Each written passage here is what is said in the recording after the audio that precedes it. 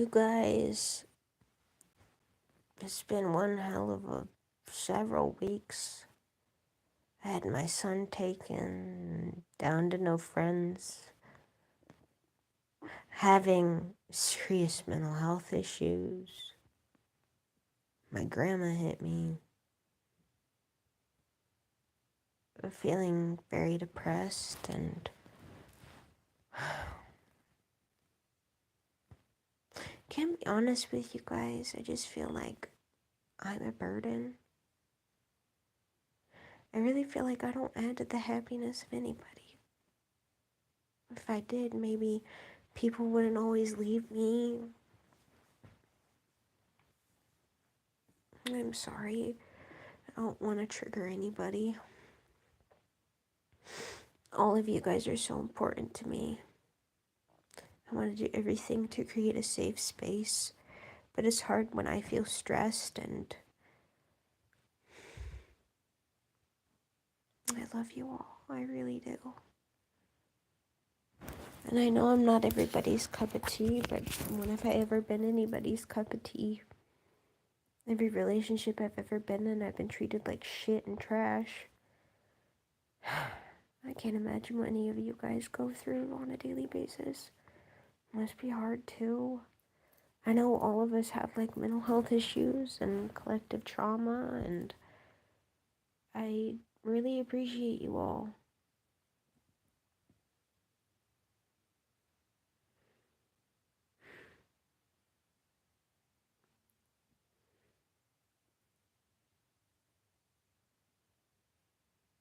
I'm thinking about actually seriously considering transitioning to trans mask.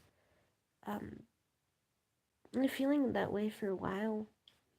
I've tried to transition 3 times prior, and it just wasn't the right time. That's honestly why I fought so hard for my son, is because, taking testosterone will probably make me infertile. Um, I don't mind, but I just mind that I don't have my kid. Um, you, uh, hi.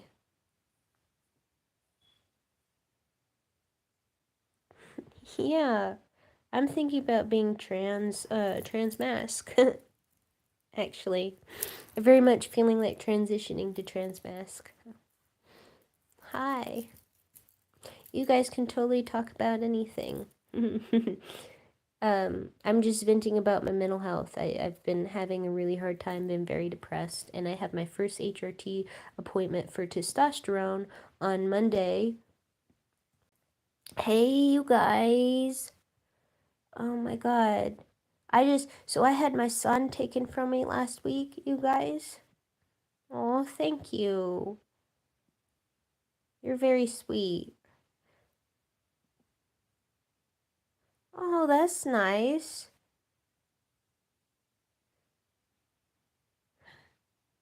Hi.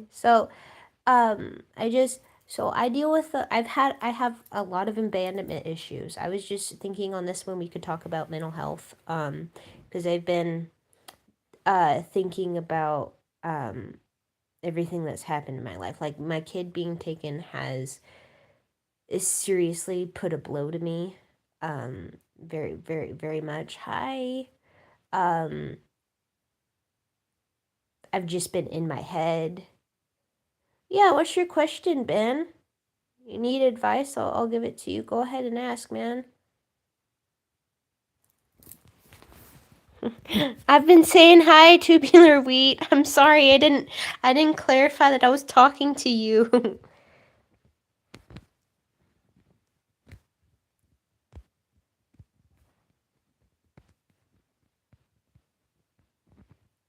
No, it wouldn't be weird to stop that. I mean, like, if you're feeling uncomfortable, you should take your safety, comfortability, and priority first. If you're not comfortable with that, don't engage with it. And don't feel bad to tell that person that. Speak your mind, and very, very much set firm boundaries. Um, how's everybody's Thanksgiving been? Um, let's keep this a nice, safe space, guys. Also, um, what would you guys love to talk about? And we can literally talk about anything. I'm okay with 18 plus topics as well.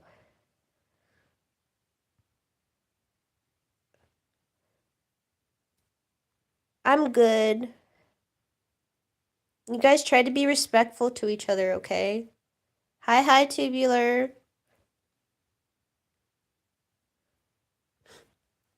You guys are funny. Um, but still try to keep this a safe space for absolutely everybody, okay? Aw, thank you, William. Thank you. I love you too. Okay, Ben, that was actually pretty fucking funny. I have a terrible sense of humor. That was fucking funny. Yeah. I mean, I didn't keep up with what happened with Diddy, so I don't know. Skibbididdy walrus. Yes. Uh, um,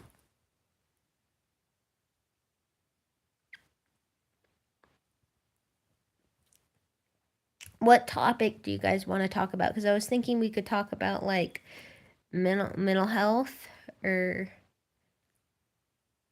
but we can talk about anything. Hi, Nimi. Hi, Nimi Chan. I miss you. There's a lot of people just farting around right now, so um, I've said it before. Please, you guys, keep it appropriate, unless we're talking about 18 plus topics, which we're not right now.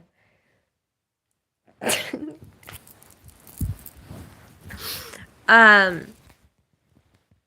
And I mean, I was just talking about like my mental health and how I've been, because I kind of wanted to open it up for like venting for everybody if we wanted to talk about mental health issues.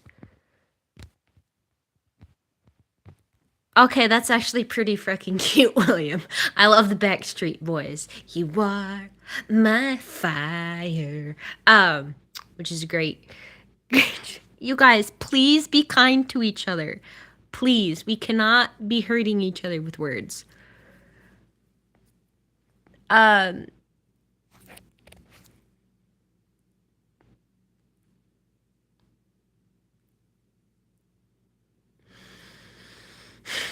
But anyway, like I haven't been like suicidal, but I've been like upsetty spaghetti about certain things. Um, you're fine. Emmy, comment as much as you like. This is how I talk with you guys. Other people are just farting around. Um,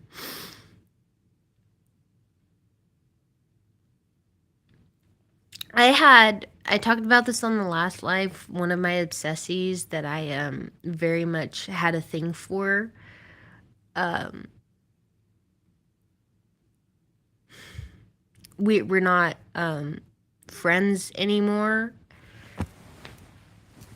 and that really hurt because yeah, thank you, Nemi. It's just I saw that friend today, that obsessee today, and it just really hurt because they showed like zero interest in wanting to engage with me in any way whatsoever. They were very rude, abrupt, and curt, and everybody else in the shop kind of ignored me, which doesn't help my mental health. For one, I just lost my son. For two, my family has never understood me, and I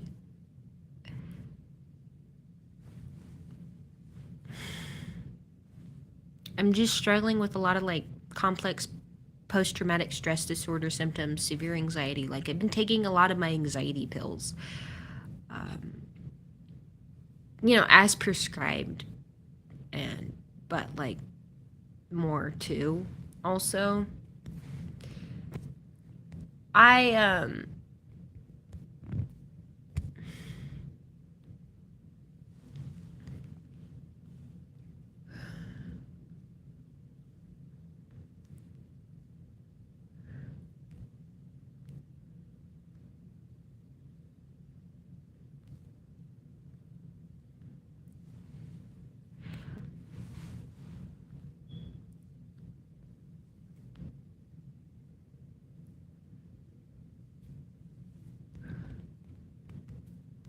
I lost custody. So, um, basically, two older men did my psyche eval. And I say it that way because not to throw shade on everybody in any way whatsoever, but what I mean by that is typically older men in the mental health industry don't typically understand trauma combined with autism. And I have autism and severe complex post traumatic stress disorder. Um, and I described everything to them, and the court um, based their ruling on whether or not I was capable of raising a child when I was like applying for over 17 different jobs and had two or three different job interviews during this time, and showed my lawyer, and he goes, "Oh, that actually doesn't matter." Like I asked him, he goes, "Yeah, no, it doesn't have any significance here. Like it's not relevant." And I was like, but yet these two old bitches who don't understand my tism with my trauma, who say I have sociopathic tendencies, avoidant personality disorder, borderline personality disorder, and paranoid schiz disorder, have like more of a valid opinion than I do. Which I only have anxiety, depression, autism, and CPTSD. I don't have any of what they said. Um, and most of what they were describing um, was uh,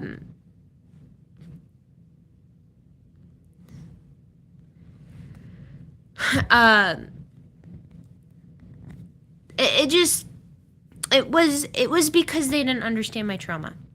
It just very very very much was that they didn't understand my trauma, and that hurt because they also said in the psyche eval that I needed to be in a psychiatric facility permanently or in the next 4 to 6 months, or I would just kind of go off the deep end. And that's what William said several times. Then he also kept repeating that it doesn't mean that I'm not smart, because also on the psyche eval they ruled I was in the top 14% of like world intellect apparently, which I already knew, but like the way he kept saying it was almost like he thought that's why I was upset. But they said all this in the psych eval, that I just was incapable of taking care of myself when I explained that my family is actually kind of abusive and puts me in these situations. And my mom was the reason that I'm currently homeless. And I'm in my mom's house right now because my dad's up for, Thanksgiving. But I was at the shelter last night. Um, But yeah, basically, based off of everything in that psyche eval done by those two 75-year-old white men who don't understand autism and CPTSD, combined with all of anxiety and depression, I am an unfit mother, mentally inept, and apparently retarded, is what they wrote. In other words, I actually do have a copy of the psyche eval too, and I read it, and that's exactly what it said. And I was just kind of more like, yes, I want my child to be taken care of and put in the best situation possible. And he has that right now. His foster mom, who's now his adoptive mom, Carrie, is absolutely phenomenal and will take fabulous care of him. That's not what I'm pissed about. I'm just pissed that I was trialed very unfairly. Because in autism, one of my symptoms is having a very, very strong sense of justice and knowing right from wrong and wanting all things to be done justly and fairly, which life as a whole isn't fair. So basically, I'm just kind of pissed. Oh, this is unfair. Like, this isn't fair. Yes, my son is completely taken care of. And yes, I'm grieving the fact that I won't be able to be a mom ever, because I am going to transition from female to male. And it's just kind of a lot. On top of that, all my friends left me. I have one friend who's on a trip right now. So I was staying at their hotel room, but they're gone for 2 weeks right now in Michigan.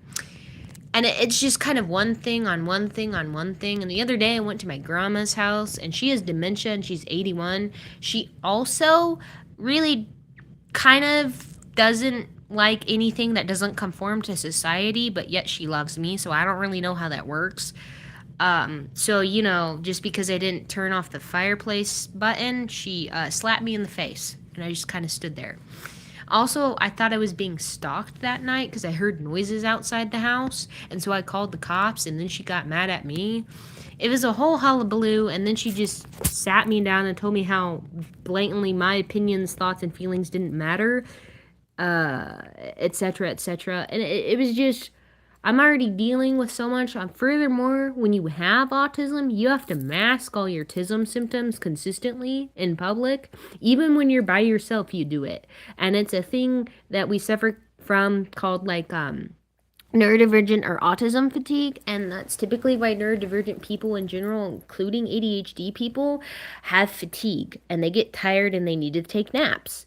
Like it's on Google and it's on, medical websites and stuff. Like you can look it up if you don't believe me.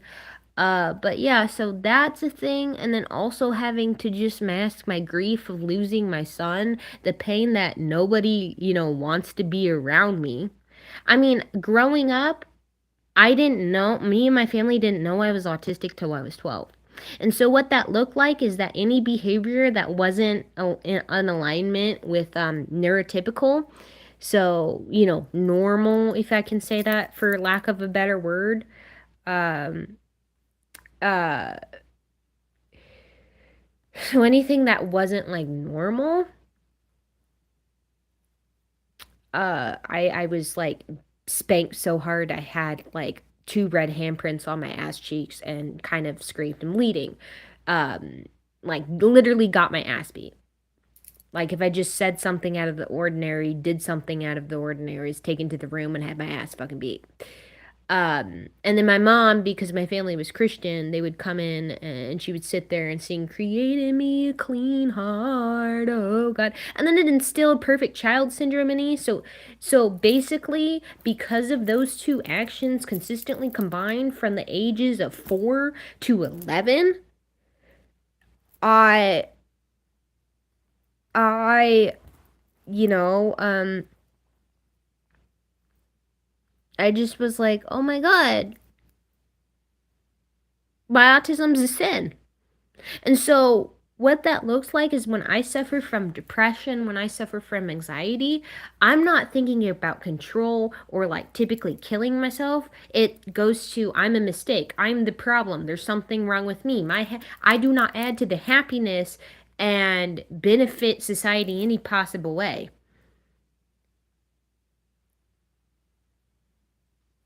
Um,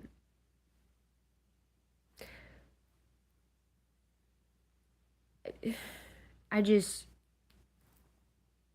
and that's what happened today. Just being in the card shop, and I'm like, gee, everybody pretty much hates me, and I'm the problem, and I'm a burden.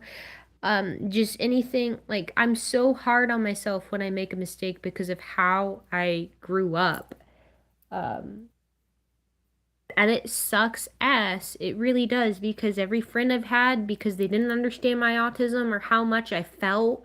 Like when I cry very loud, and my voice naturally projects and raises when I'm upset. And my yelling voice is not the same as my raised voice tone.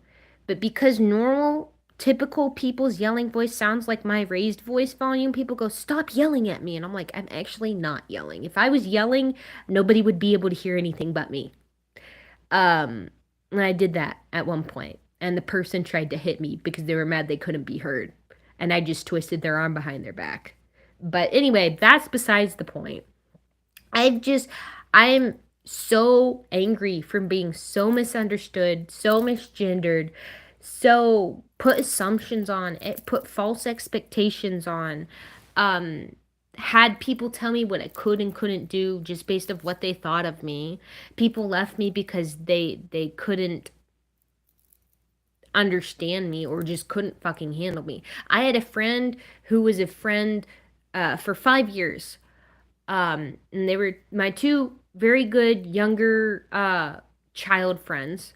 I met the first one that's no longer my friend, Brett Christian, when I was 15, and they were my first actual fucking friend that tolerated me and gave me the benefit of the doubt. And then they just stopped interacting with me just quietly out of my life. And I had to find out from their mom it was because they didn't want to hurt me, but they also couldn't find their voice inside to tell me, hey, Faye, I can't handle you. I don't know how to handle you, and I can no longer be around you. And that really hurt. My other friend who grew up with me and Brett, his name is Cade Franco. He and I are still friends. We've been friends for 8 years now. He lives in Seattle, Washington, and we visit from time to time. However, I used to be heavily obsessed with him because of my Yandere traits, and I almost drove him away several times. I am just really thankful that Cade's a very incredibly forgiving person, and he has a lot of kindness, compassion, and empathy. Um, and so he made an effort and a point to actually be there for me always.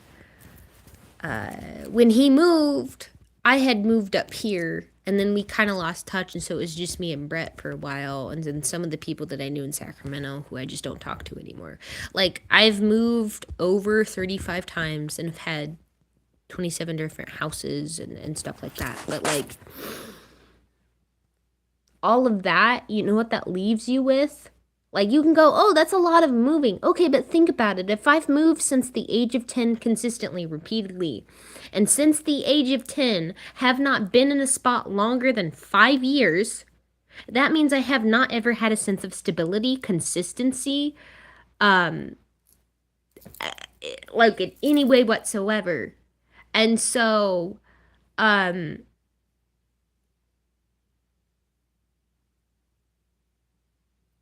I just, like, you move. You know what comes with moving? Rebuilding your friend group, refinding a psychiatrist, transferring my regional center for autism services to wherever I move to, finding mental health services, a therapist, somebody who can work with me on my autism shit because I need to act normal. Like, all of that has to move with me, and that requires effort and energy, all of which I no longer fucking have. I'm homeless, and I'm at the point where I also suffer from agoraphobia and the phobia of people, which is where more my anxiety comes from rather than control issues. I also have TISM anxiety, which is more of scheduling and consistency issues than I can't control this, which a lot of people don't understand.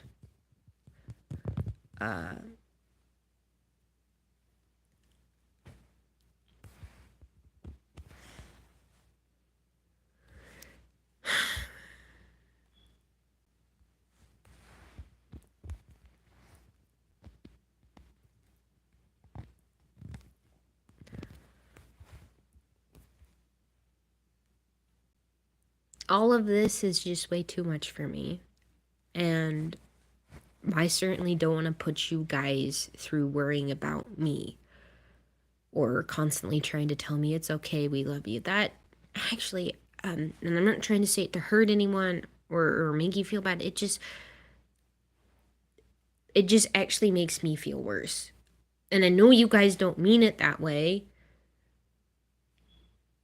but what it does for me, when you say, hold your head up, you can do it, all that, I go, shit, I made them feel like they're required to make me feel better. You know, for lack of better phrasing. I think it has to do with the negative lens that I look at, you know, and it comes from, like, I know where it all comes from. My trauma of being told, like, that I'm different, and there was something very wrong with the fact that I was different. And then when my parents figure out why I was different, suddenly I was told that was a good thing and that was a special thing. But because most of personal and core beliefs are built by the age of 7, that didn't fucking matter. I was still hellbent on that I was a severe mistake, that I was the problem, you know?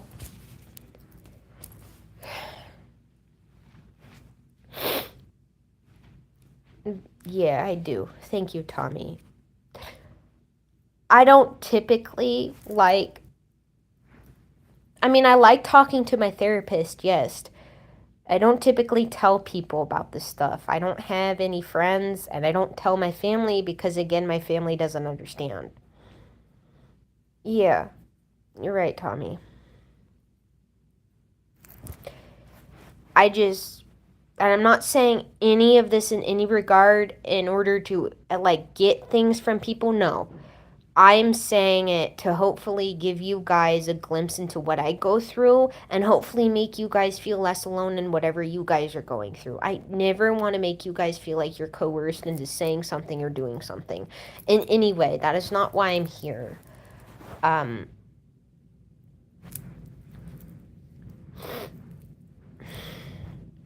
you guys are all very important to me. You're very special to me because I feel like I can be myself with you guys slightly. I think it has to do with the way that there's a screen separating us, so I feel a bit more comfortable. And that has to do solely with the fact because I have the phobia of people, and what that stems from is also the intense fear of being hurt. I was raped when I was 5, and I have a ripped tendon scar in my right thigh, inner thigh, and a scar on my, tit here from being raped by my childhood preschool pastor of a church. And at that time, I think that's when I started developing dissociative identity disorder, which you kind of have out of body experiences or a blackout, and other alter egos or personalities take over during that space and setting. I did a lot of therapy and healing and acupuncture to help that, and I haven't had any episodes in the last 5 months. So I don't know if it's gone or if it's better. But that was the first time I was raped, and it was incredibly traumatic because 5-year-old me is sitting on the toilet pissing blood, And it's way more graphic than that. I didn't know how to handle that. I didn't know what to do. I don't remember what happened when I got home. I'm pretty sure my parents didn't even know. I think I had somehow figured out how to clean myself up. I don't fucking know. When I was 10, I went to Seattle to visit my mom's friend, and he raped me on the couch. And then I just kind of gave it to him and like willed myself to be wet so I wouldn't have to go through what I went through when I was 5. Like when I was 5, I was like bleeding out and had flesh stuff and like excretion, like really gross shit coming out of me. And it was fucking traumatizing. And 5-year-old me doesn't know what the hell she did wrong. Thank you, Tommy. You're fine. Don't worry about it. It happens. Don't worry about it. And then when I was 10, like, her friend, my mom's friend, JC, raped me. And it was less traumatic because I willed myself to be wet and just kind of went along with it and didn't resist like I would when I was 5 because I knew how to make the trauma less at that point. And then in every relationship I've ever been in, basically just gave consent because I knew if I said no, I'd be raped at that point. So technically, I've never had consensual sex in any way, shape, or form. I've been spit on, hit, abused to a point where most people would probably die from, Like, it's really freaking traumatic. And when I was pregnant, I went so psychotic from all of that. And I was raped when I was pregnant and almost lost my son. And I had to survive 27-degree weather while 4 months pregnant and almost lost him at that point. And the person who kicked me out was my mother.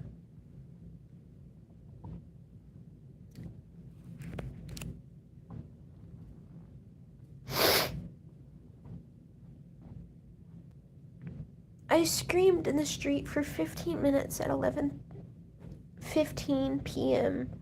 to 11:30 p.m. and was finally picked up by the cops, and the only reason they took me to the hospital was because I was pregnant and they were worried about the kid. I would have died if I had not been pregnant.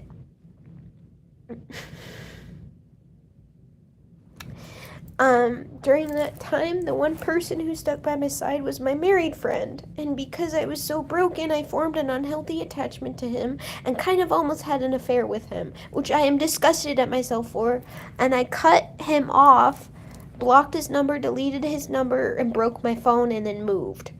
Nothing ever happened. It was more, an emotional thing, and I couldn't tell if he reciprocated because there was some weird shit going on. Like, when I confessed, and there's a lot more details, but when I confessed my feelings and thoughts to him, his response simply was, "Oh, I'm not ignoring you. I'm at work."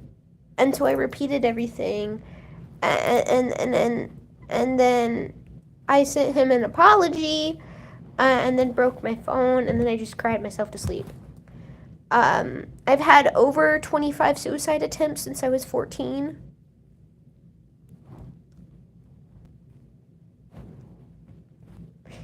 Which is stuff that I really won't go into, because if you guys know, you know.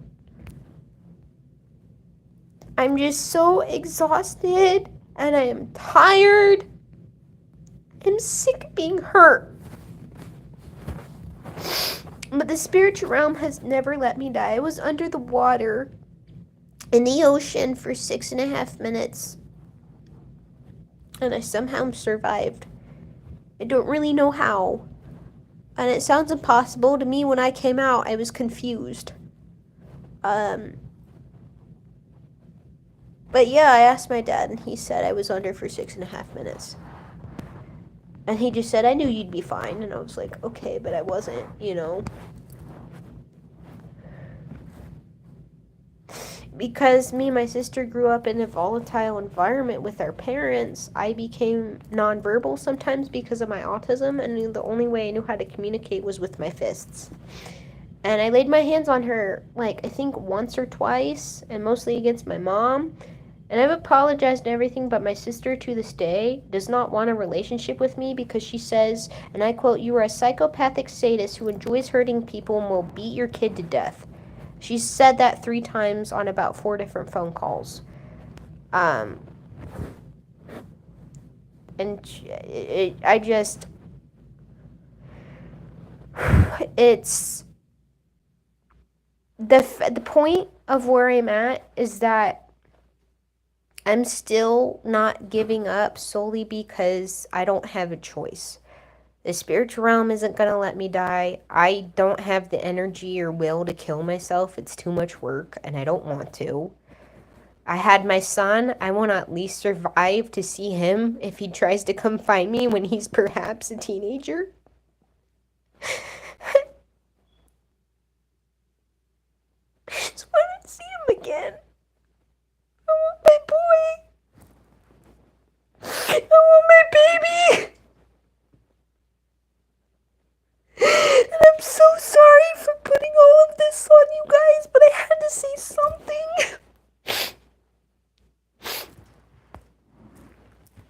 And seeing my ex-best friend Max Angel today just completely ignore me.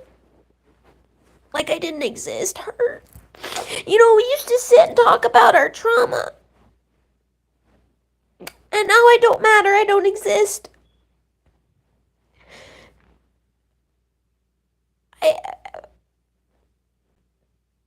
I don't know what I did wrong to have all of this happen, and people say I didn't do anything wrong, but because of what happened when I was little, I'm like, I must have done something wrong. And for whatever it is, I'm sorry. I don't know why you all hate me. I hate that you hate me, and I hate me that you hate me.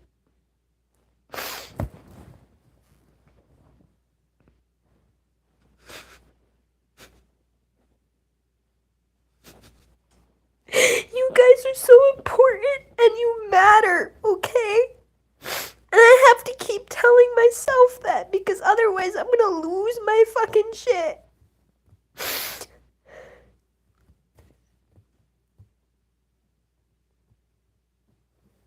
Thank you, you guys.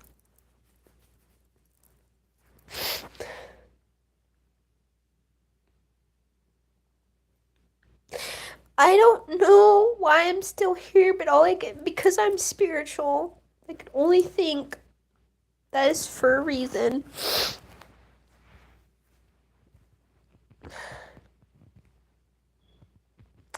I know that, like, after everything my dad went through, I mean, regardless of him being kind of distant and stuff, that's because he was raised that way. I mean, his family at the dinner table, kids were to be seen and not heard. They were not allowed to talk, and they certainly weren't allowed to cry or share their feelings in any way whatsoever, or they'd get a belt to the butt, you know? That's how my dad grew up, and he's ADHD. Growing up, me and my dad were like, this, he's my best fucking friend. He's not perfect, but I couldn't ask for a better dad. And he is up visiting me, and I feel bad for going off on him, but I'm so done with everything.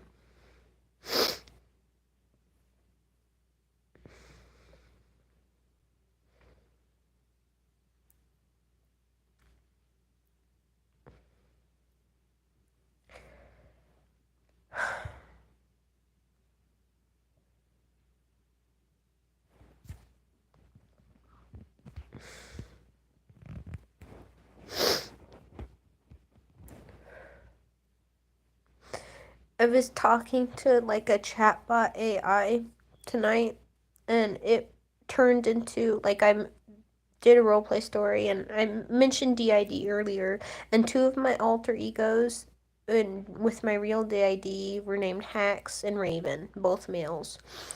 Um, and in the AI roleplay, somehow wound up mentioning, like, it was a psychiatric facility roleplay, so I wound up mentioning my DID, and the AI just naturally started roleplaying as Hax and Raven.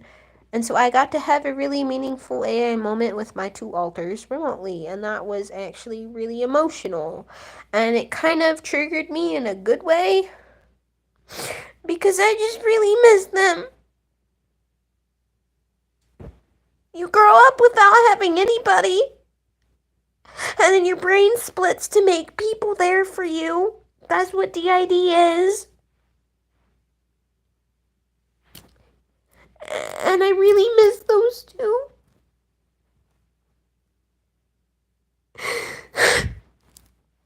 Because they gave me some sort of affirmation and comfort, and I know they were just me.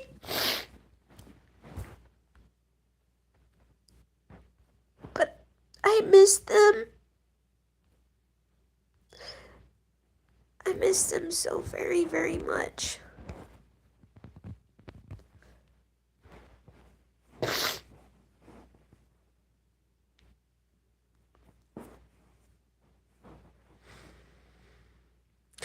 I do want to say that you guys, I really appreciate you guys, and I love making videos for you guys and interacting with you guys. Like, I want to emphasize this. I'm not just saying this to, like, false hope it or something. I really value you guys. I love interacting. I love reading your comments. I smile. I get joy in my heart. I feel like I finally have some form of community for the first time in my life because of you all.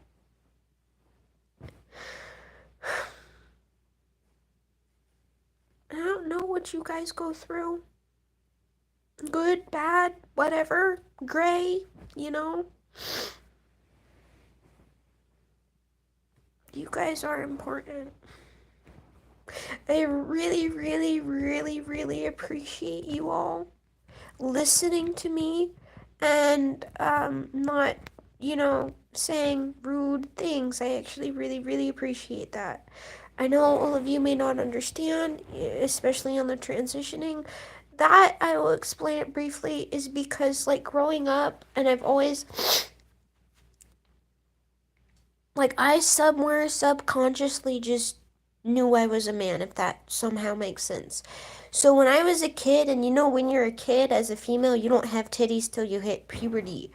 I would run around in Texas, because I grew up in Texas, with my shirt off, in pants. And all my friends were guys.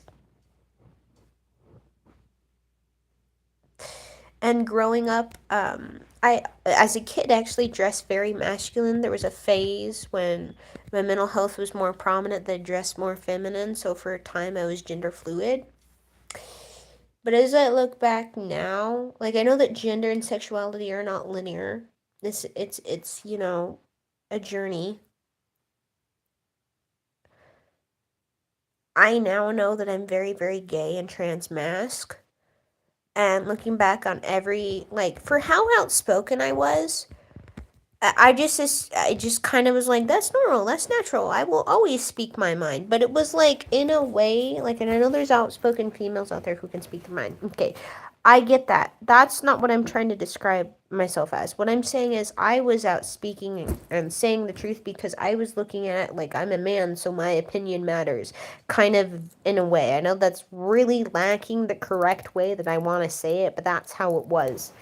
Um, I mean, a lot of my experiences, I think that's why I wanted to be accepted so much by boys, is because I was like, oh, I am one. And for the longest time, I thought that people could see what I saw in myself. And so my transitioning is frankly wanting what I feel and resonate with energetically on the inside to become wholly on the outside and match my inside. And so when I look in the mirror or the reflection, I can look at it and say, hey, it's me. Because it's simply not about like whether or not God made a mistake or whether or not I was born in the wrong body. No, it's that my insides, who I am as a person, I'm a man.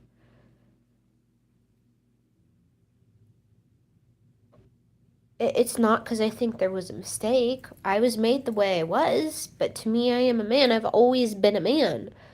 Um, I just don't have a body that makes other people think that. But to me, I'm a man. And so when I was watching Umbrella Academy, and when my friend and I, who is trans femme, we were watching the season where Elliot Page starts to transition in the show. It was really beautifully done because, like they said, finally I see myself in the reflection. I was like, that's it. That's what I want. I want to look in the mirror or the camera or wherever and see me. I'm not sure there's much more I can say.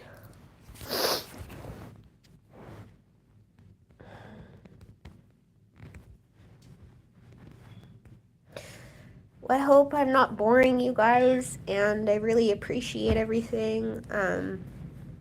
I'll be trying to make some bisexual and regular and general sexual subliminals, like 18 plus subliminals. Thank you, Wolf. Yeah. And then also, before I go, if you guys just want to like have a casual conversation, that'd be great. Thank you, Tommy. I actually really appreciate that.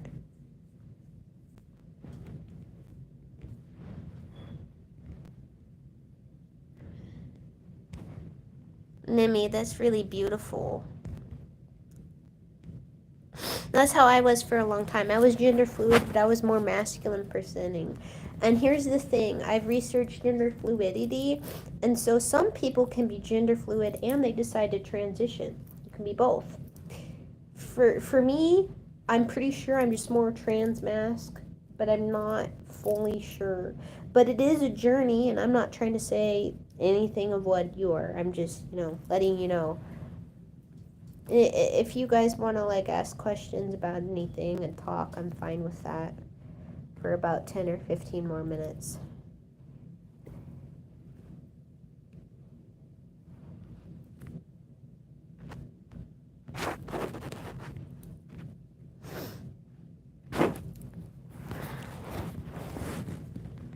I will tell you guys more about the stalking incident. So when I moved up here, I had like this interesting stalker. It was creepy because part of it was like it was the first time I went to town. Right, this was 2020 when my family first moved up to Grass Valley. And like a car passed me about 5 times and then sat at the stop sign that day.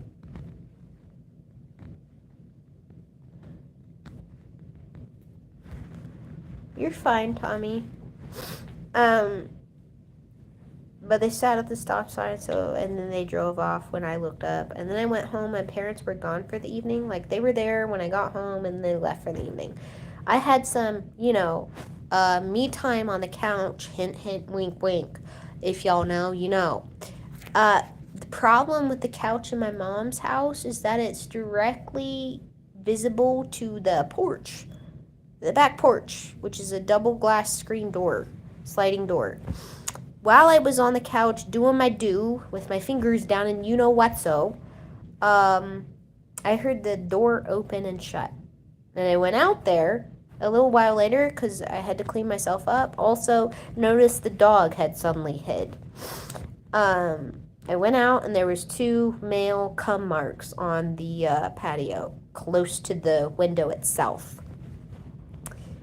I took the dog out there to make sure it was what I thought it was, and it was. Um, she ran away yelping. I cleaned up. I wound up smelling the Kleenex. I don't really know why. I just kind of did. Threw it away afterwards. That's all I did. Smelled and then threw it away. Kind of feel weird for doing that. But when I went back out there was somebody watching me from behind the house. And then when I looked at them, kind of tried to go towards them, they were wearing all black, by the way, but they were white, and I think they had blonde hair. And they darted, and they were tall, and they darted behind the house. And then for like consecutive amounts of times, there was like weird things happening where my window would be open in the middle of the night and then when I would wake up. And I didn't open my window unless it was like raining and I wanted to feel the mist. And I would close it, right? So sometimes I would think, oh, I left it open. But then there was this one time where the screen was actually taken off of the window and there were scratch marks on it. And my stepdad Matt was all, hey, did you, do this? And I was like, no, I was asleep. Where the hell? He was like, oh, I'll just fix it, Then when I was pregnant, there was, and then when I, before the pregnancy, there was, when I was moved in with my mom, back in my old room, my closet door would be wide open sometimes. And I always keep it closed. And my drawers would be open, things would go missing, stuff like that. And then in the pregnancy, it got to the point where chairs would be moved directly next to my bed. And the closet would be open. At the time, I didn't mind because I just wanted somebody or something to care and give a fuck about me because no one ever had.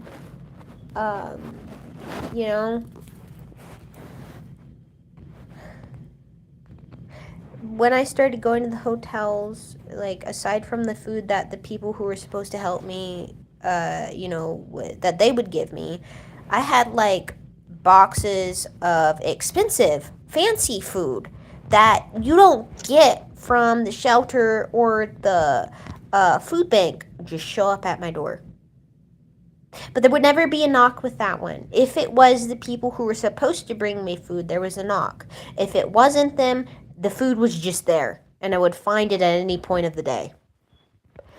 But there was the Costco boxes, but nice boxes, And I would open it, and it'd be fucking caramel jam or apple preserves with the expensive sourdough and sliced rye bread and pesto jars from the really expensive brand with the gold lid and boxes that probably cost $50 each, And I was like, okay. Yeah, I'll probably see if I can do another live tomorrow, Tommy. I'll see.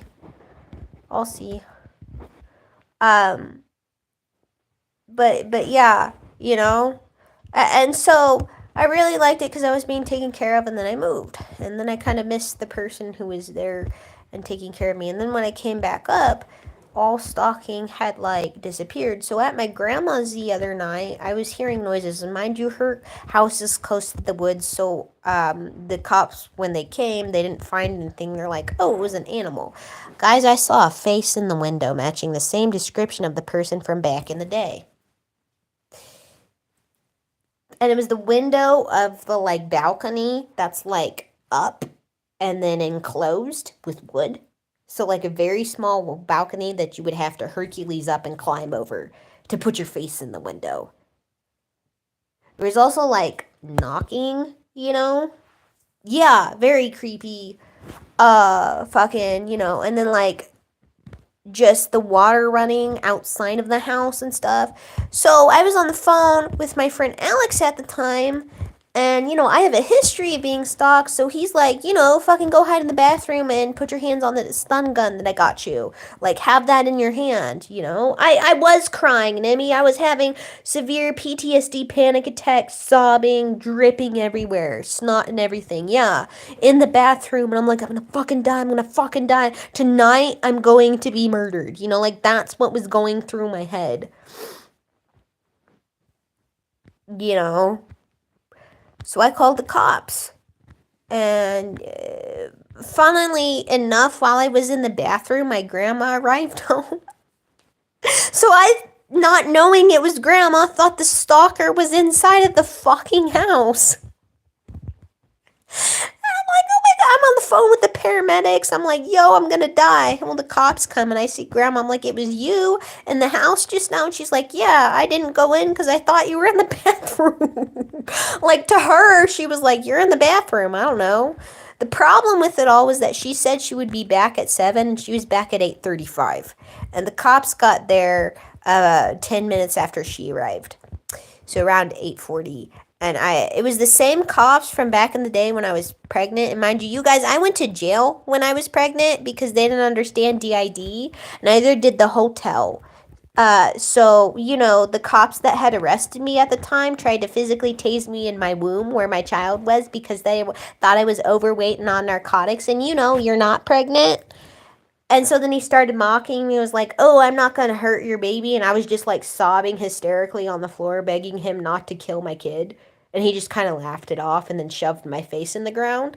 And then him and his partner dislocated both my shoulders and literally chucked me into the cop car. And then I threw up and they scolded me for throwing up. The rest of the adventure in jail was not any better. There were a couple officers who were really great, like Officer Kinky, who is a very sexy ginger. Not gonna lie, he was actually very nice and sexy. That's it though. He was also very sweet and kind to me. I have really bad attachment issues, you guys. Like really bad attachment issues.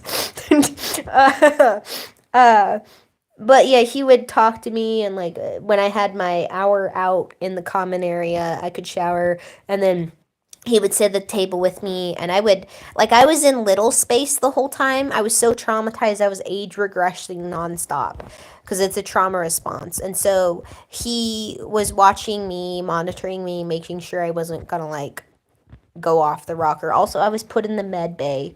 And so he would watch me color in coloring books or write or do puzzles or read, and then I would just kind of and they allowed me to bring my blanket out, which you're not normally allowed to do. And then I would go in, which was great. The only problem was when the door would just slam shut.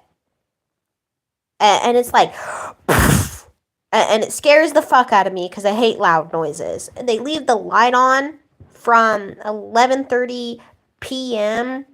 to 2 in the fucking morning, and it goes off. And it goes back on at 5:30 a.m. in the morning to 11:30.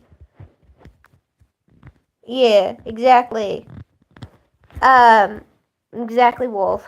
And then, aside from that, the room was cold as fuck. I had about 3 blankets and 6 layers on, you guys, and it was like as cold as when I survived 27-degree weather and they claimed the heater was on. There's also the fact that they torture people at night. And at first I was like, oh, maybe somebody's just having an episode. But nah, you guys, I heard like them throwing insults and like hearing them slap and assault people and people screaming and like ripping of flesh. Like you guys at like 2 a.m. in the morning. And I'm just kind of shaking in my bed, feeling very lucky that I'm in the medical bay. And the only reason that they're not hurting me is because I came back positive for actually being pregnant. So,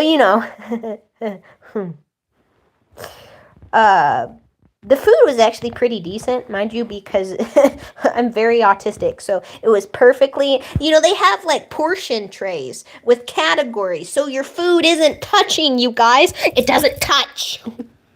I don't like my food touching. And like fucking oatmeal. Also, I developed Stockholm syndrome when I was incredibly traumatized, so that's probably where this is all coming from. uh, but yeah, aside from all that, once I got in, it wasn't bad. Well, the food was cinnamon sugar oatmeal, garlic bread and butter, very good spaghetti, biscuits and gravy, the good kind, the Jimmy Dean kind, scrambled eggs, hamburgers, which with good fucking meat, and they give me veggie burgers because I don't like regular hamburger mints. Uh, Canned peaches with sugar and like the not just like any canned peaches, like the canned peaches you get with the canned strawberries, you guys. Like the good shit with sugar. I was actually surprised because that was like the consistency of the food. Yeah, no, I knew I was lucky. I knew I was lucky because the first time I went to jail, this was the second time, and I was held for the full weekend. The second time I went to jail, I was held in a cell with a mat on the floor. I didn't get a second blanket, and I had like a really bad. I started having seizures with how much stress I was in. They just stood there and laughed at me, and people were like, the inmates were like, "She's having a seizure," and they're like, "Oh, she's just being dramatic." When I'm literally going, on the floor. So, and it was because they gave me an antibiotic, which I told them I was allergic to, but they know better, obviously. And so I just was kind of having episode after episode. Also, because at this time my kid was swimming up under my ribs, I couldn't sit up straight, and they kept forcing me to sit up straight and drink Ensure to feed my kid because I was malnourished. Uh, and let's be honest, they were more worried about my baby than they were me. Okay, that's it. Um, I had to tell them like 5 times that that thing gave me seizures, the antibiotic. I'm not taking it. Oh yeah, no, the food was really really great, Nimi. That was like really great. Also, because of my agoraphobia at the time, I really loved not having to be outside of anywhere for more than just an hour. It was great. In terms of trauma, woohoo. No, but yeah, yeah. Oh man. They let me keep books and stuff too, which I thought was really great.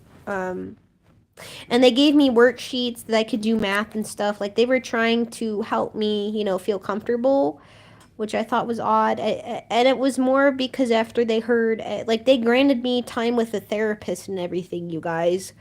The second time, not so much. The reason I was housed the second time was I had a really bad dissociative identity disorder, and one of my alter egos came out and physically assaulted a cop, and I bit them.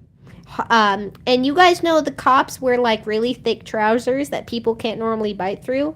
Oh, you guys, I drew blood, and he had a big fucking cookie cutter shark mark, and I was like, good, good, fuck you. But the funniest thing was when I came out of it, I was like, what did I do this time? And he's all, do you know what happened? Like, he was the one that figured it out and tried not to press charges. And funny enough, he was a Brandon too. I don't know what it is with the Brandons being the way they are, but that's just the way they are. Anyway, my married friend was a Brandon, so that's where that comes from. They're two different Brandons, though. Officer is not the same Brandon. But the officer Brandon, he was very nice. I got to talking with him and his partner. His partner was home. Brandon watched me for the evening. He took off both handcuffs and just had one cuff to the bed and actually loosened it so it wasn't bruising me and stopping my circulation. Oh, that was lucky. But the funniest thing was when I told him, about DID and everything, he kind of got all giddy about me biting him. And he goes, do you want to see the bite mark? And I was like, yeah. And he goes, here it is. You got me good. And I was like, I don't know why this is happening, but I'm down for it. And he actually tried to take me anywhere but jail. And you guys, I lied to him. And here's the saddest lie that I had to make. He asked me, "Where is a safe place I can take you?" And y'all know my slight history with my mom at this point. She's significantly neglectful and abusive. So my lie was, "Oh, my mother's place." The lie is that she would let me stay there. Oh, yeah, no, he was very interested. Yes.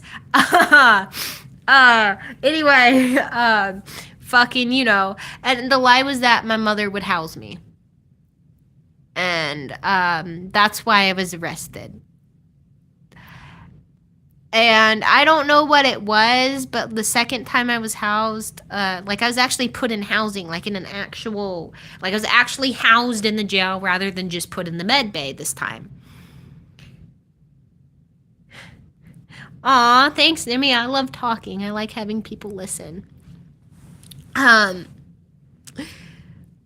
but when I was housed the second time, like, I actually put in a quarter. And the funny thing was, Officer Kinke was the person who oversaw my housing section. And you guys, I thought I was in the women's section, but I was yes, there were rows of other rooms. But I was the only one housed within one of the rooms out of all the big rooms. And on both sides are men units, which I thought was odd. I was only housed for 27 hours, completely in total. And this was a month and a half after the whole weekend incident of being held in jail, in the medical bay. Okay. Second time, everybody knew me and kind of understood things more. Problem was, I had gone off the deep end and was incredibly psychotic because it was all too much stress. Everyone's still very nice. Also, another thing is you can't have your glasses in jail, you guys, so I was blind. Anyway, yeah. But, everybody was really nice the second time around, and I wondered if, because Officer Brandon had brought me in, if he had told them kind of what happened. And the interesting thing is when I was being housed, the guy asked me about 13 times in a row, "Are you affiliated with any gang members? Are you affiliated with any gangs?" And I was like, "No." Every time. And he just kept asking me, and I was very confusion. I remember that. But yeah, no, the second time was a bit better than the first. Food was great. I actually got condiment packages with my food this time. Also, the snack bags, you guys, are Uncrustables. Y'all know Uncrustables, right? And then they give you applesauce in the little packages. Yeah.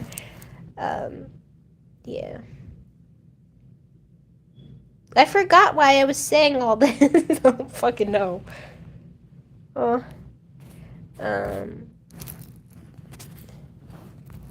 Yeah, peanut butter and jelly frozen sandwiches. Yep. Yep. Speaking of which, I need water.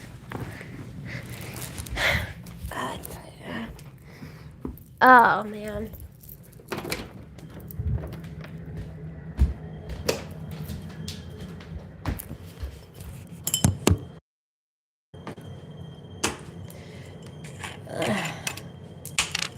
Uncrustables are really good. I was surprised that's what I got in jail.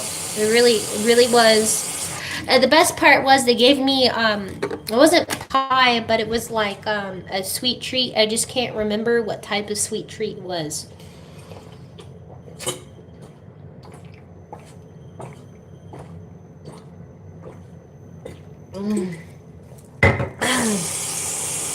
Yeah, no. Aside from all the emotional strain and everything, intellect's still going strong as it always is. So while I know, yes, all my thoughts and feelings are like mumble jumbo and all this fucking sucks ass, my only option is to have a good life. Why?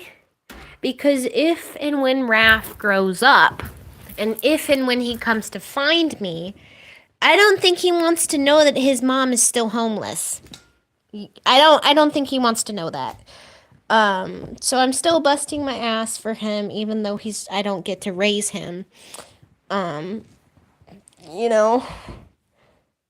And I do love how people try to insist, oh, but you'll always be his mom. I'm like, no, I popped him out of my vagina. That is very different than raising him. What makes a mom is not popping him out of my vagina. Raising him would make me a mom. Like, factually, logically, that's what that is. Oh, I'm killing that water. Yo, I could kill something else, but anyway.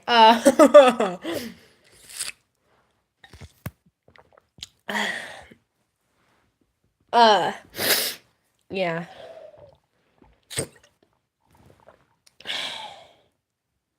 I will tell you guys about, like, if we're all 18 plus here, and I want to make sure everybody's okay with this, I want to start talking about, like, the kink journey I've had, meaning BDSM.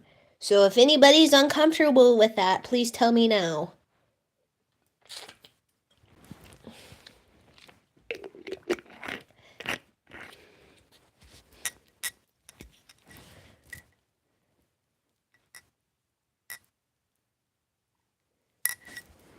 Everybody's okay with that?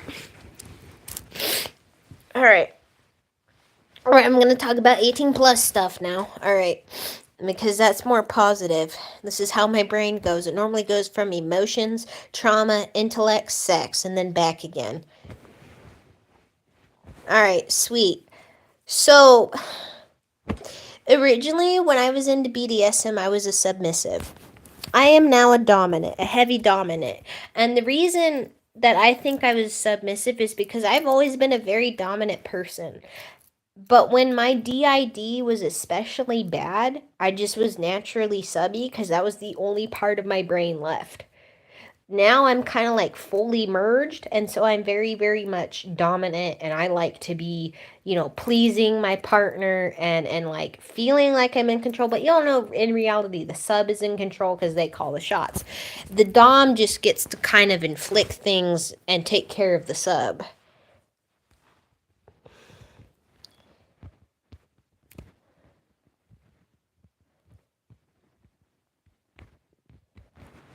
What do you mean, rat dog? What do you mean? I don't understand the comment. What would you do if when you okay? So he said yes would go. I don't know what that means. That is not grammatically sentence. I'm sorry. Can't read it. I can't even read in between the lines. I don't know what that means. But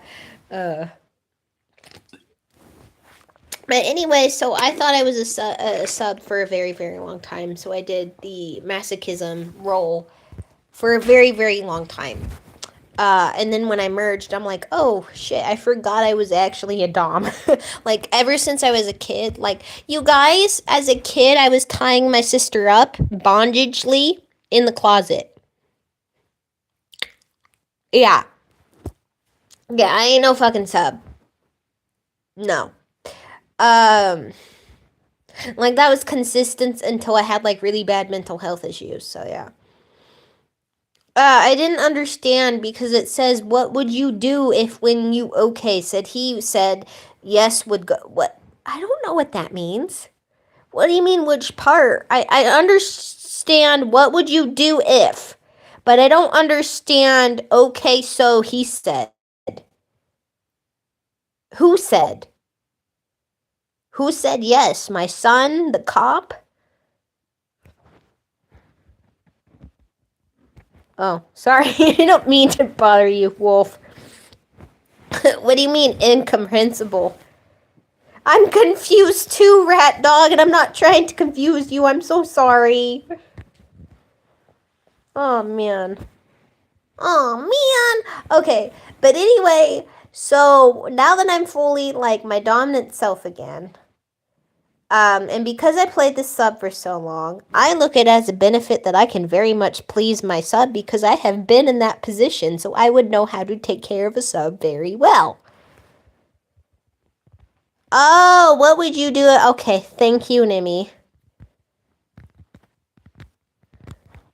Okay. But I need to know who he is.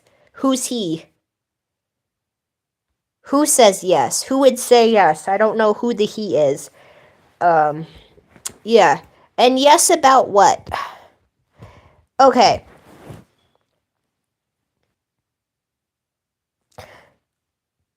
I think that's one of the reasons, like me being now fully dominant, is one of the reasons why I'm kind of pissed at my married friend for treating me like a sub. But to be fair, I was a sub back in the day. But anyway, it's a very, very long story. Thank you, Nimi. Um, but no, excuse me. Um,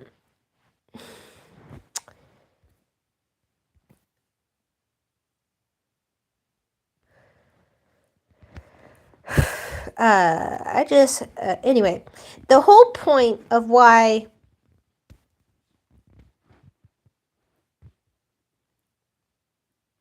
I hear my father in the hallway. He has made it to the restroom, you guys. Okay, anyway. I was like wondering if he was gonna knock on the door or not. Okay. Um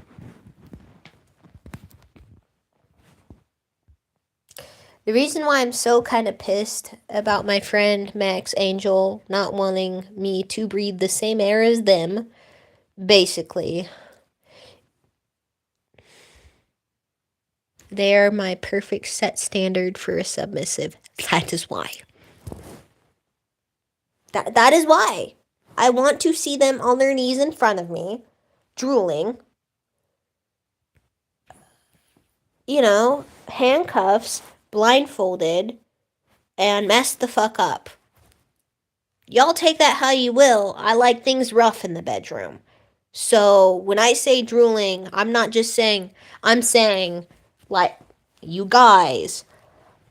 So I guess it's kind of more than I'm not so much as pissed that we're not friends, but so much mad that they have a girlfriend and I'm not the one that gets to show them who's boss in the bedroom.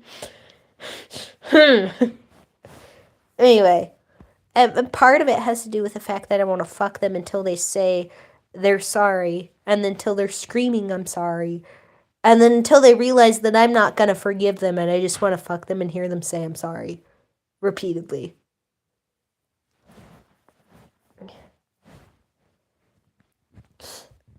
Aw, thank you, Wolf. I was aiming for that. I was aiming for that. I'm glad you're enjoying it.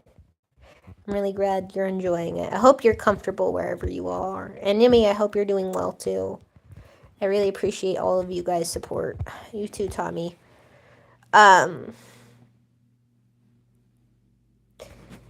you know, all of that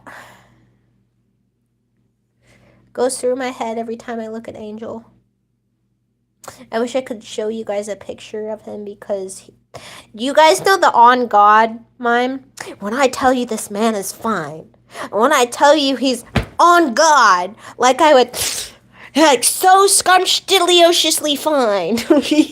That meme, that is what I would do every time I look at Max. I'm like, on God.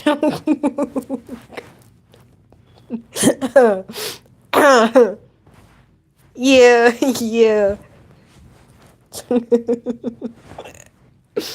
I mean, Max is non-binary, and they have their hair is bleached right now.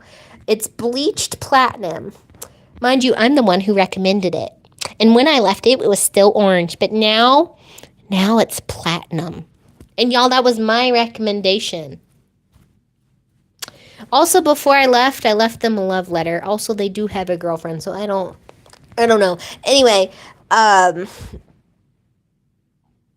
my point is Max is very like, okay, y'all, my type is twinks and otters.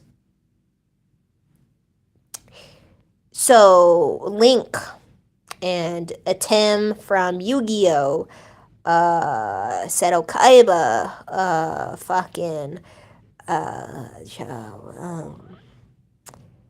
I'm Hook from Once Upon a Time. Killian. Oh, God. Anyway. Yo. Also, Mr. Gold I don't know why I'm into Mr. Gold from Once Upon a Time, but you guys, I am, and he rizzled my gizzle when I was like 13, and that's concerning. uh, yeah, no, twinks are hot as hell, and otters aren't far past them. And I will tell you, typically the personality type that goes with it, and I have no idea why, is a douchebaggy, dick, cocky type of personality type. Max Angel is a twink, and they have a shit personality. My friend Brandon Moore, who's married, is an otter body type, and they're very cocky and arrogant and a complete dick. So I don't know what's wrong with me, but apparently I like the douchebaggy males who wear twink and otter bodies. Mind you, their style has to be somewhat gothic-y, emo, or hipster. Like kind of bad boy-esque style. Okay. You know, maybe it was when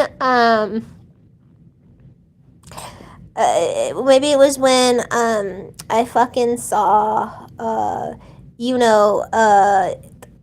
yeah, it's the brat energy. Oh my god, you're right, Wolf. I will tell you that Max has severe brat energy, and now that I think about it, that would make Brandon more a brat. Oh dear god, I have a type. I like to brat tame. Yay! Say you're sorry, right? Just pull the hair and make them. Oh, yo, how do I do that in the camera angle? Oh, no, no, no, we not doing it today. Yo, just pull the hair, say you're sorry, right? Oh my god. The problem with me is that I am very much a sadist. I am into knife play. I've said it before, I like watching the blood drip down, okay? And no, I'm not gonna leave them just high and dry. I would take care of them. But yeah, knife play. I also like impact play, and that includes slapping and degradation, choking, handcuffs, restraints. I am not a roper. I don't do rope. I don't do that shit. But if you want to be chained up, I can do that. And I can slap you while you're at it and spit on you and pull your hair and tell you what a shit person you are and say you're a slut and whore for getting horny off of it. Yeah, that's what type of dom I am, which honestly isn't much of a dom, but more of a master type of personality. Doesn't mean I can't be regular dom, and that would put me very much as a brat tamer, which explains. Oh yeah, Tommy, get some sleep. See you around. Thanks for joining. Yeah.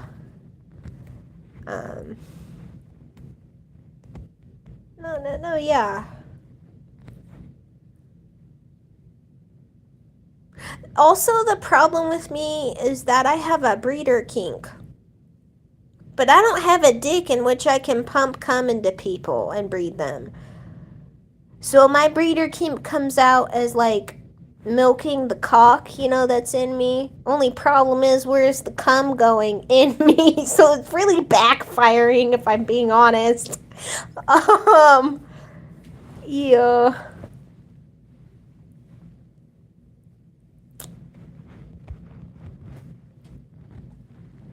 Yeah, it is unfair. Although that is why God has blessed us with strap-ons, y'all.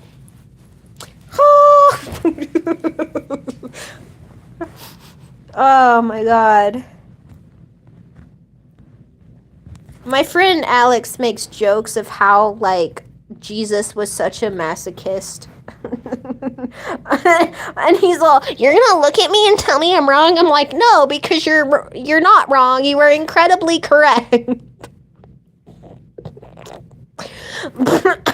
You guys are not gonna sit here and tell me that man did not go through. Praise to be to the strap, yes, with lubricant in that ass. Oh man, my problem is that I don't know what type of bedroom wear I would wear. You know what I mean? Like, as a sub, I wore lingerie, right? But as a dom, what do you wear? What do you wear? You can still wear lingerie, but there's a specific type. Typically, the colors have something to do with it. What's with the Nimi? What's the feet emoji mean with the slash and J? Does that mean Jesus walks, or is that referencing people being stepped on? I also like stepping on people. Oh, you know what it means? Do I want to know what it means? Do I want to know what it means, Wolf?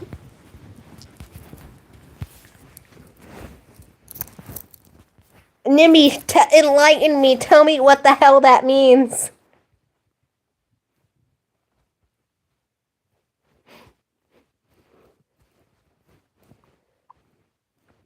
I want to know what it means.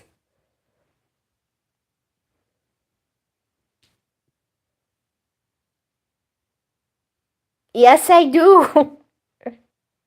I will tell you that I'm one of the people that stands for consensual incest and very, very, very, very, very, very, very incredibly much so kinky play.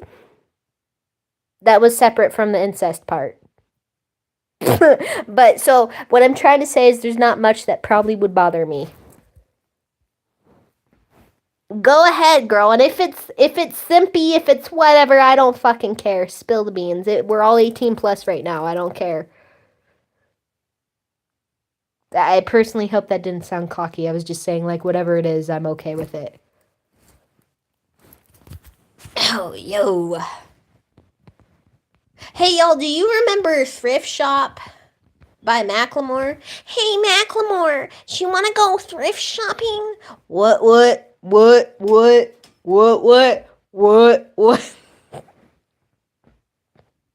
can't get over how probably Mac was just going, I'm gonna pop some tags while he's recording, you know, like, you're gonna look at me and tell me that man wasn't vibing to what he was writing? He was also probably on some crack, but you know. Oh! Only got $20 in my pocket. Okay. This is fucking awesome. And then we also had DJ Snake. Turned down for what? You know, anyway. Turned down for what? Which actually, you guys, is about stopping drinking. He's literally saying, stop drinking for what? That's what that means. Turn down for what? Okay, Nimmy, feet. Feet fetish, being stepped on, worshipping feet, elaborate. Mr. Worldwide. Aha. Christina Aguilera. You know what song's been stuck in my head, though? Ass everywhere. Ass everywhere. You know, she bounce when she walkin', bounce when she walkin', clap when she walkin', clap when she walkin', ass everywhere. Ass everywhere. And the problem with it is that Max has a very good ass. So what's running through my head, I wonder? Gee, certainly not a 5'1" tiny twink imbee's ass. Because I have seen it. I have walked behind them, you guys. And it's ass everywhere. Ass everywhere. They are thick. It's such a good song, though. It's such a good song. Like, clap when you walk it. Clap when you walk it. Ass everywhere. Ass everywhere. Anyway. Okay. Also, she's alright. That girl's alright. I can lick it, I can ride it while you're slipping and sliding. I can do all them little tricks and keep the dick up inside it. You can smack it, you can kiss it, you can go down and grip it. And when he leave me hella long, he always tell me he miss it. He wanna F-R-E-A-K, F-R-E-A-K-A-K, F-R. Oh, or the other one. She's such a whore. Ooh, I love it. Oh. Oh, sorry, Tough Love Army fan. Oh, you should have been here an hour and a half ago. I was talking about trauma, and then because of my tism fixation and thinking about a person I have a crush on, we got on 18 plus sexual topics. And now we're talking about songs that sound like a porno. Tastes just like raisins. Oh, wait. Can you blow my whistle, baby? Whistle, baby, let me know. Girl, I'm gonna show you how we do it. And we start real slow. You just push your lips together and you come real close. And you blow my whistle. Anyway, here we go. Anyway. Flow Ride, I knew what they were doing with that one. Yo.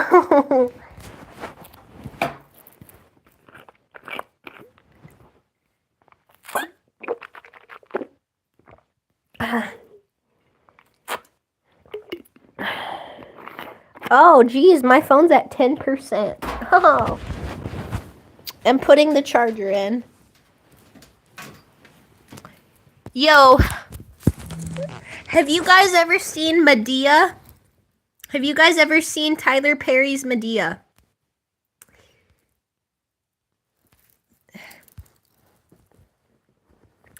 Oh, thank you for subscribing. Welcome to the party. I should probably go to bed soon, though. I don't fucking know. Anyway. But there is this, y'all know WAP. There's some whores in this house. There's some whore. Certified freak. 7 days a week. Wet ass pussy. Make that pull-it game reek. Ah. Yeah. Yeah, you fucking with some wet ass pussy. So there's this Medea clip where that song just starts playing muffled at the dinner table. And it gets to the part where Cardi goes, bring a bucket and a mop for that wet ass pussy. And Medea goes, girl, honey, if you need a bucket and a mop, you need to go to a gynecologist. And her friend goes, something about, oh, my mom told me that you're not supposed to do that. Or something. I can't remember what the friend says. Around the time the song keeps going on, and Medea just goes, oh, these kids with their newfangled smut that they listen to, and it's her other elderly friend's ringtone. And she pulls her phone out from underneath a napkin and answers the phone. But my favorite part was when Medea goes, honey, if you're that wet and you need a bucket and a mop, you need to go to a gynecologist. I'm like, yes, you probably should. No woman should be dripping that. Unless your water broke. That's what she's saying. You need to go to a gynecologist because if you need a bucket and a mop, then technically your water broke. Oh, what other dirty songs do I know? Well, there's Scream by Usher. And that man has vocals and pipes and a very good six-pack. Of course, there's the legendary Talk Dirty to Me, which probably made several babies in the bedroom since it's been out by Jason Derulo. January, March, February, April. Jason Derulo. Country boy, I love you. Okay, but what other one do I really like? I do like Simp by Little Mariko, Full Tack, and Rico Nasty. What's Rico's part? He want to talk to me, but he can't just talk to me. He's a simp, he got a heart for me. My little boy toy, he like a dog to me. Got, something got him on his knees. He's looking up to me like, can I touch it, please? I handcuffs his head to the bed and teased him till he was rock hard and heavy breathing. Not getting my way, then I'm fucking leaving. Oh my god, I hate a simp ass bitch. Limp ass dick, no car, having ass, and bitch get the fuck off my face. So obsessed and there's no contest. He ain't getting none of this right here. Let me make it clear. Pussy too good, I ain't giving to a bitch, crying about it for a year. Oh, I love that song. I fucking love that song. So fucking bad, you guys. I really fucking do. I listen to it on the daily. Okay, do y'all know Hala CG? She and Lychee wrote 2 really erotic songs. One called Good Top, Bad Top. Need I say more? The other one is called Brat. And let's just say it's hot. And I could probably make babies to it. But anyway, you know. You know, if I had a dick, I'd want at least 9.5 inches, you guys. What? Okay. I would. I really would.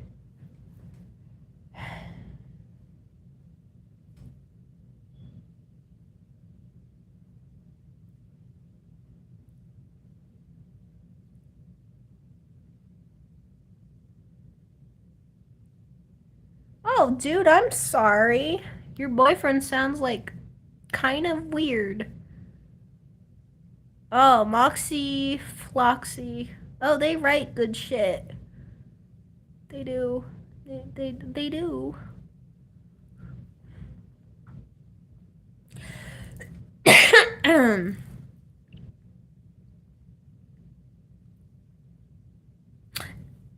Y'all, I gotta go take a whiz. I'll be right back. Hang in there. Hang in there. I'll be 5 minutes, I swear. Yo, hi, Dad. Can I go ahead?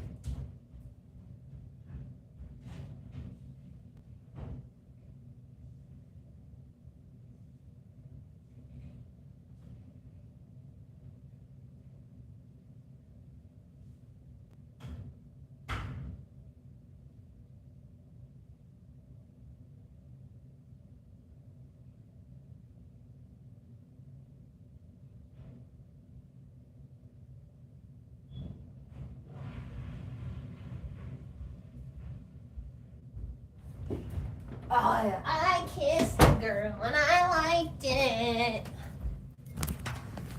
Ugh. Ew. Okay. There was this Polish boy I found. Let me clarify. He's a Polish femboy. He's a creator on TikTok and YouTube, and he's gorgeous. Femboys are also my other weakness. But he wrote a song, parody, another version of I Kissed a Girl to I Kissed a Boy and I Liked It. With very different lyrics, but oh, and that did something to me.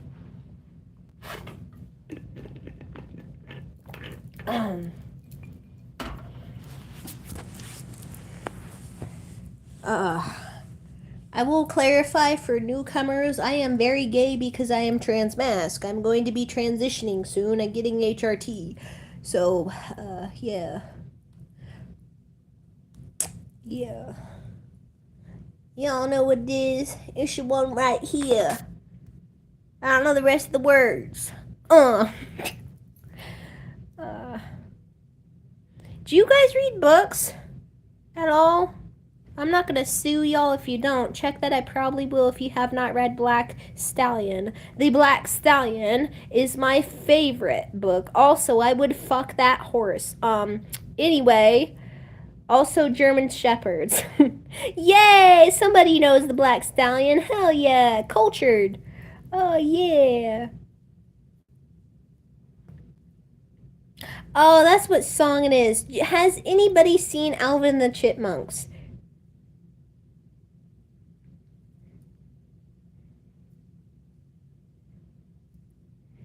Yay, reading. There are reading people. Yay.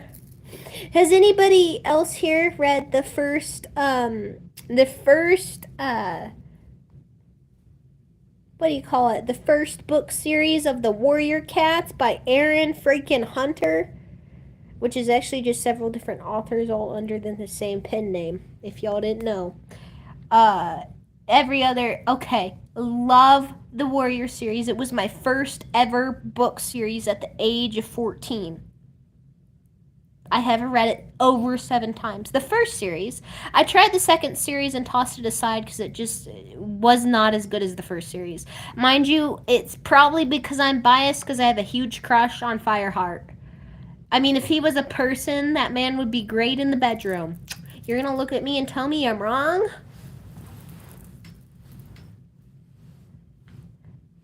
Oh, hi!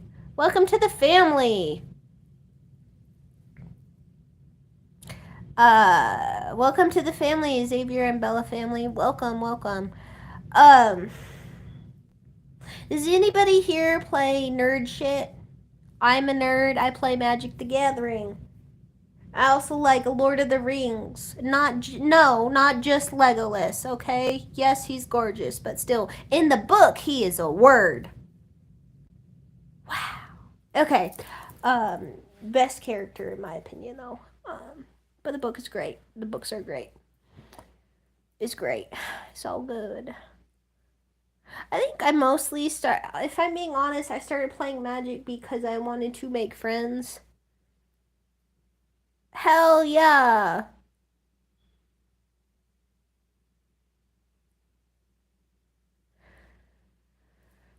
I also played Super Smash Brothers, Zelda, a lot of Zelda games. Breath of the Wild. What's the other ones? Jesus, or the hardest one to beat, Oricana of Time, I think is how you pronounce it. On my DS, when I used to have a DS before my ex roommate trashed it. I'm such a Harry Potter fan. Aside from J.K. Rowling, she can go fuck herself because she's highly homophobic and racist. Um, yeah, if you know, you know. Regardless of her, I love the books. I think they're great. Um, I am pissed that Hufflepuff is kind of for all the autistic and disabled kids. Um, which makes me happy that I'm a Slytherin. I took the test twice and I came out Slytherin. Yeah, exactly. Love Harry Potter, hate J.K. Rowling. Absolutely. Yeah. Yeah. Fun fact, you guys, I wrote a book. No, I have not published it. Yes, it's on my phone. Yes, I need to publish it because I am starting book 2. It's actually based off of all my alter egos. I created a whole book series for them and backstories. They weren't just alter egos, they were fully rounded characters and personalities and people. Yeah. Also, the book is highly gay and all inclusive. King concluded, you guys. You know, the second book is very BL-ish because it switches perspective. It's based off of my 2 alter egos, Raven Sage Marcus, who is non-binary and gay. Oh, that sounds hella cool. That sounds hella fucking cool. I went to the place where the train was filmed in London in the summer. It was amazing. That sounds cool. I'm jelly. I've never been to London or Universal Studios or anywhere remotely. And mind you, I would love to go to London because I'm a history guru. Okay? Do y'all know who Joan of Arc is? On God, love that woman. Oh yeah, Slytherins unite. But London has a lot of I really loved ancient history. So when I was homeschooling, I watched several documentaries on Joan of Arc, on Henry VIII, Queen Elizabeth the First, I think, which was Henry VIII's daughter, Mary Queen of Scots, Nefertiti. I saw, yes, I've watched so much shit on her. And actually, did you know, based on the episode of National Geographic that I saw last night, On National Geographic, not the History Channel, on National Geographic, Nefertiti is theorized to have, after her husband died, changed her name and become king of all Egypt. And was actually speculated to possibly be buried near or around the Valley of the Kings. Now, if that's not a fucking icon and legend, I don't know what is. Yeah, no, I love her. Nefertiti's fucking boss. Yes, history, absolutely. Um, I also kind of like book historical fiction, like Ichabod Crane, Legend of Sleepy Hollow, poetry like Edgar Allan Poe, poetry like Robert Frost, poetry like oh god, I forget the other ones. Oh man. I also am a coding nerd. I love computer coding. Oh, okay. Can I tell you a fun fact about William Shakespeare? I share a birthday and death day with him. He was born and died on April 23rd. I hopefully do not die on my birthday, but I was born on April 23rd, 2000. I share a birthday with William Shakespeare. And I love him. He is my favorite playwright, and he's a fucking legend. I also feel like he probably was gay. I don't know if he had a wife, I don't remember that. But I feel like a lot of his stories are kind of very flamboyant. But let's be honest, a lot of people were at that time, like Leonardo da Vinci and Michelangelo. You know, not the Mutant Ninja Turtles. I'm talking about the Renaissance artists.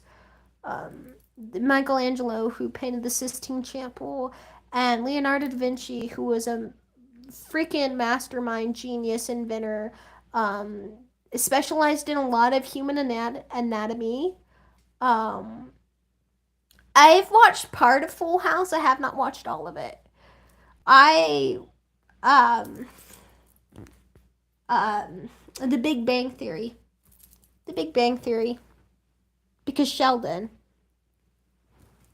Uh yeah.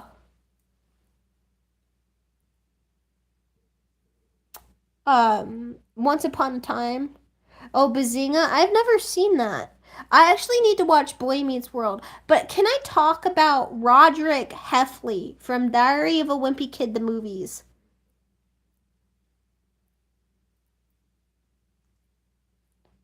Okay, I'm done talking about him, but those movies were pretty good. The first and second one were the ones after that were shit. Yeah. Oh, well, I'm sorry he died on your birthday, but that's actually pretty cool too. That's cool. I'm trying to be positive, not rude. That's nice. Hey, have you guys seen the Brady Bunch? Or the original Addams Family, or the live action Addams Family movies, or the Andy Griffith Show, or MASH, or Gilligan's Island? I've seen a lot of old shit. um, what else? Aw, that's cool. Nice. I love old TV shows too. I think their humor is better. Also, guys, Shirley Temple, I share a birthday with her as well. Animal crackers in my soup. Animal crackers, loop the loop.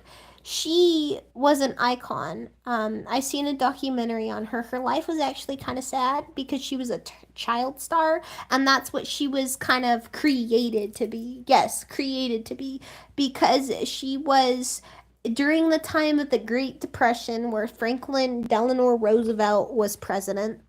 He was a decent human being, but he was one of the ones who kind of mandated and declared that Shirley should keep being a child star because she brings hope to the nation, and so she needs to keep acting because she keeps the country's hopes up, and without her everything would fall apart. Which is shit to do to a fucking 8-year-old. Her mother was pretty fucking great with Shirley though. From the yeah, fucking, you know, Her mother was great. And Shirley was a natural born actor. She was just a legend. Everyone who knew her loved her. She was very sweet, and people said that yes, she had. Dude, Golden Girls is a legend in of itself. I love this scene where Dorothy walks in on her mom after she had sex with some guy, and I thought that was funny. Ooh, which anime? Before you go on, you mean which anime? Aw, I hope you feel better. I hope I didn't trigger you. But that aside, I really hope you take care of yourself. Stay strong, Nemi. Depression is okay to have, and it's valid. I love you. I love JoJo's. That is my favorite fucking anime. Jonathan Joestar. I've only seen the first 2 seasons. But goddamn, I love that anime. Yes, I like you more now. Have you guys seen the joke of on TikTok where somebody was cosplaying as a JoJo Bizarre's Adventure character and they go, "Yes, honey, I'm straight, hetero, hetero, hetero," and they're like voguing and posing in a JoJo's cosplay. And you guys know if you've seen JoJo, they all dress like very, very gay. Well, I think you get the joke if you've seen JoJo's. Yes, honey, I'm gay, hetero. Oh, yes, I'm straight, hetero, hetero, hetero, hetero, hetero.